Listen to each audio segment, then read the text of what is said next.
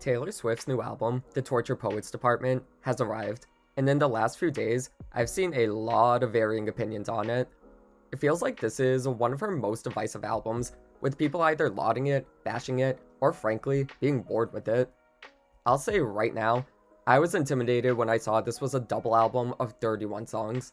That is a ton of music for one project, and it clocks in as her longest non-re-recorded album. I personally struggle getting into projects this long. It almost feels like a daunting task to listen to something this massive all in one go. But as I'm writing this, I'm currently on my 6th listen, and I have to say, I do like this album better and better every time.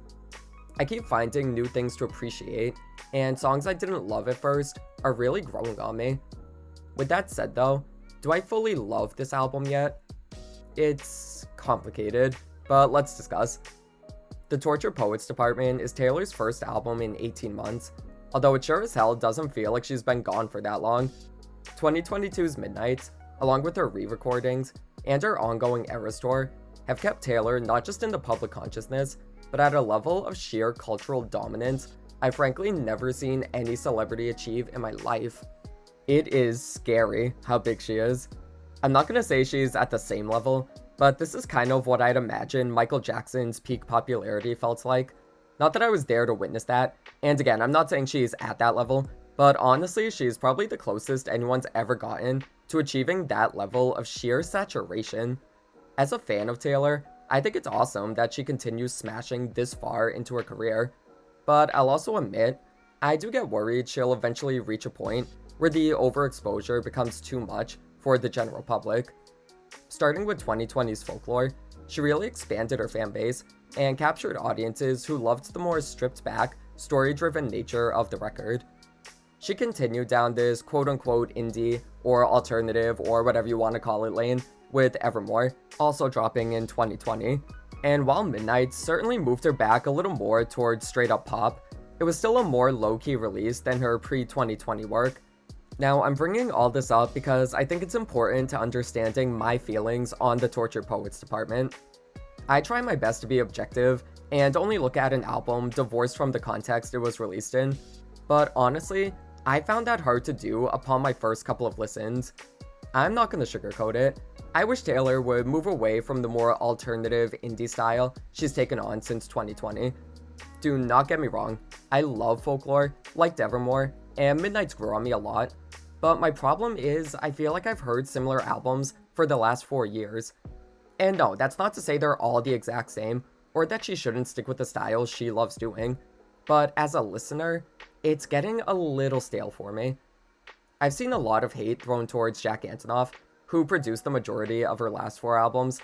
And yeah, I do think at this point she should collab with some new producers, but I really don't think he deserves any hate. He's simply there to make Taylor's vision come to life. And at the end of the day, it's her music. It's not like Jack's holding her at gunpoint, telling her to make low-key synth-pop songs. This is the style that's gotten her the most critical praise and commercial success she's ever had in her career, and she clearly loves it, so of course she's gonna continue doing it. But personally speaking, it's a hard pill to swallow when she puts out so much music that, frankly, I just find really similar. Yes, this is entirely a me problem, but I can't help how I feel. This isn't the style I go crazy over, so going into this, and then seeing it was a double album of 31 tracks, made me have a bit of a chip on my shoulder. And I'll say, upon first listen, I was kinda hoping for it to end by about 8 tracks in. I didn't love how samey the melodies sounded to me.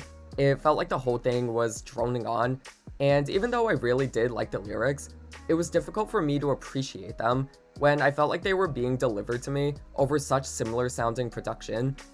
The immediate standouts were I Could Do It With a Broken Heart, So High School, and the title track. But other than that, I had a hard time even just differentiating all 31 songs. However, I always listen to every album I get 10 times. It's my policy. I know that sounds crazy, but I find that it really helps me actually fully take in and appreciate the art. And honestly, I don't think any other album has benefited as much from me doing that than this one. I'm still not head over heels in love with the Torture Poets Department. I listened to most of her other albums over this one, unquestionably. However, even though it's only been a few days, I've really warmed up to it, and I've even found some tracks I think have the potential to become all-time favorite Taylor songs. I think what hooked me the most to this album was the lyricism, which sees Taylor really going through it. Unless you've lived under a rock, you probably know she broke up with her boyfriend of 6 years, Joe Alwyn, in 2023, and briefly dated Maddie Healy from the band The 1975, and received a lot of backlash for it, given his controversial history. These two relationships are a major topic for the album, along with Taylor's relationship with Fame and some other public feuds, notably with Kim Kardashian on the song Thank You Amy. While Taylor's always had a confessional, diaristic approach to songwriting, Tortured Poets really brings it to a more raw and frankly darker level than she's ever gone to. There's a lot of topics discussed here, ranging from how insecure she feels despite her being the biggest star in the world, but also how powerful she feels knowing her influence, as well as the breakdown of her and Joe's relationship, and the anger she felt for people who judged her relationship with Maddie, as well as the regret she now feels for dating him. All of this results in some frankly erratic, and at first glance, kind of random sounding lyrics, like the Charlie Puth shoutout in the title track, saying she's pregnant in But Daddy I Love Him, saying she looks in people's windows. There must be a lot going through Taylor's mind right now, and I really love how she allowed herself to be a little more messy, and wasn't afraid of showing the cracks in her armor. To me, the lyrics on this album are like a more vulnerable version of Reputation.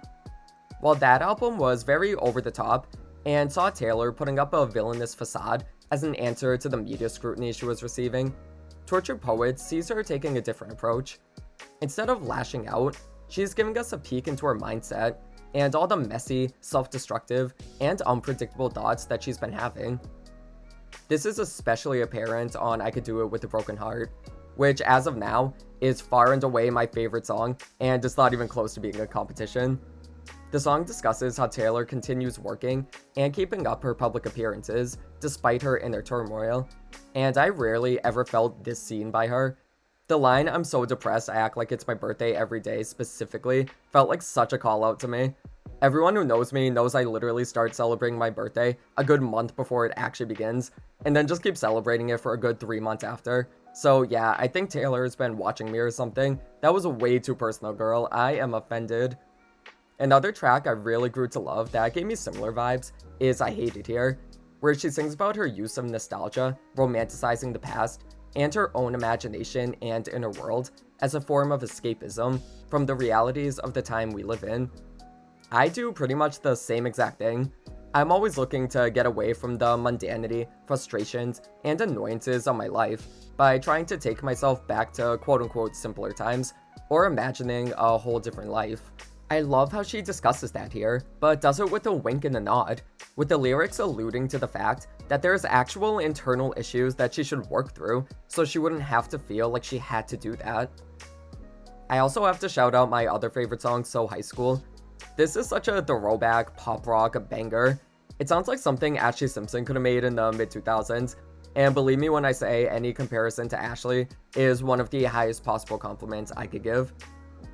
Honestly, despite me saying earlier that I thought a lot of the songs sounded the same, I don't entirely think that anymore.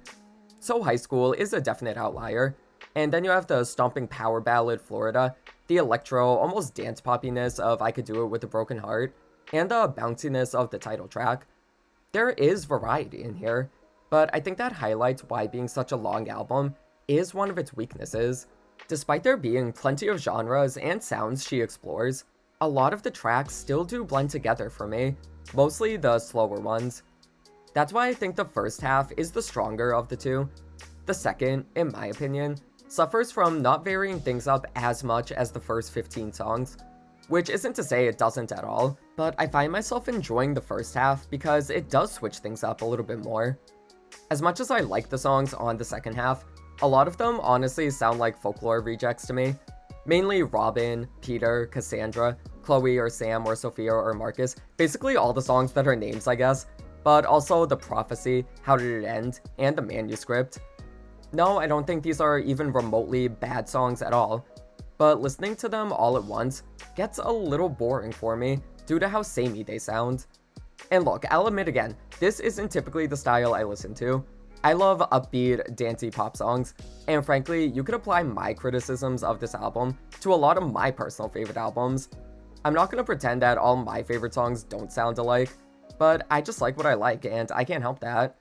To listen to a 31 track album, where a lot of it is very stripped back and slower, it's not the easiest thing for me, and for that reason, I don't see myself revisiting Tortured Poets all that often, outside of the tracks I really love. However, objectively speaking, I do think this is a strong body of work that puts Taylor's lyricism at the forefront, and even though I think she could have trimmed some of the fat and made some cuts, frankly, I think there's an extremely strong 12 or so track album in here, I can't deny that she made a statement with this record. To be the biggest star in the world and put out something that really isn't super mainstream or commercial sounding, and yet still having it be the biggest album of the year, is impressive to say the least. Now, will I be listening to this over Speak Now, Red, Fearless? Absolutely not. But still, I truly respect Tortured Poets for being a well-written and brutally open look into Taylor's mind, and I look forward to listening to it even more so I could really let it all sink in. But what do you guys think?